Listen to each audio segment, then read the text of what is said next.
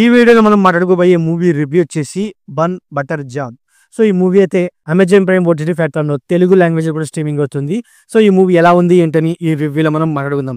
ఈ మూవీ గురించి సింపుల్గా చెప్పొస్తే హీరో యొక్క కాలేజీ లైఫ్, అక్కడ లవ్, బ్రేకప్, వేరే అమ్మాయిని తను మ్యారేజ్ చేసుకోవడం, సో అండ్ అలాగే హీరో తన బెస్ట్ ఫ్రెండ్ మీద వచ్చే సీన్స్. సో ఈ విధంగానే మూవీ అనేది వెళ్ళిపోద్దని చెప్పుకోవచ్చు అనమాట.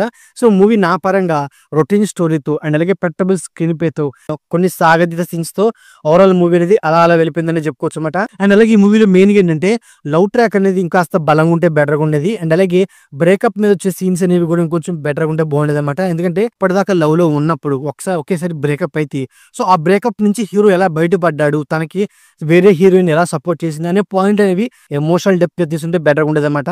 అండ్ అలాగే ఈ మూవీలో సో మెయిన్ మదర్ క్యారెక్టర్స్ అయిన ఆ క్యారెక్టర్స్ చేసే కామెడీ అండ్ అలాగే వాళ్ళ మీద వచ్చే సీన్స్ చాలా బాగా వర్కౌట్ అని చెప్పొచ్చు అనమాట.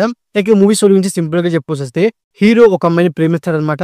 హీరో బెస్ట్ ఫ్రెండ్ కూడా అదే అమ్మాయిని ప్రేమిస్తాడు. ఒకానొక సిచ్యువేషన్ లో హీరో ప్రేమించిన అమ్మాయి హీరోని కాదని తన ఫ్రెండ్ లవ్ ని యాక్సెప్ట్ చేసిద్ది అనమాట. అలాంటి పరిస్థితుల్లో హీరో ఏం చేశాడు అండ్ అలాగే దాని తర్వాత హీరో లైఫ్ లో ఫేస్ చేసిన ప్రాబ్లమ్స్ ఏంటనే పాయింట్ మీదే ఓవరాల్ స్టోరీ రన్ అని చెప్పుకోవచ్చు అనమాట.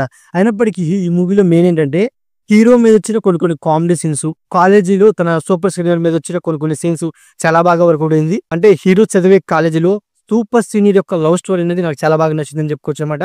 అండ్ అలాగే సో ఈ మూవీ క్లైమాక్స్కి వచ్చేపాటికి సో క్లైమాక్స్ లో హీరోయిన్స్ కలుస్తారు.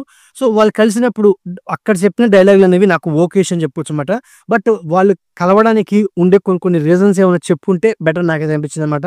దాని తర్వాత హీరోయిన్స్ విడిపోయినప్పుడు అసలు హీరోని కాదనడానికి తన బెస్ట్ ఫ్రెండ్ని ఓకే చేయడానికి ఆ సీన్స్ లో బలమైన పాయింట్లు లేవని చెప్పుకోవచ్చు అనమాట.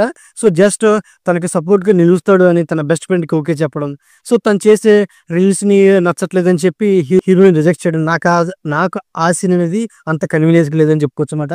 ఇక ఇంటర్వెల్ పోస్ట్ వచ్చేప్పటికి ఇంటర్వెల్ పోస్ట్ అనేది చాలా సాగిస్తారని చెప్పుకోవచ్చు అనమాట.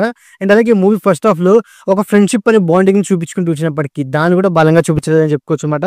అండ్ అలాగే ఇద్దరు ఫ్రెండ్స్ మధ్య ఎడబాటు వచ్చినప్పుడు ఆ సీన్స్ లో ఎమోషన్ అనేది చాలా వరకు మిస్ అయిందనే ఫీలింగ్ అనేది కలిగిందని చెప్పుకోవచ్చు అనమాట.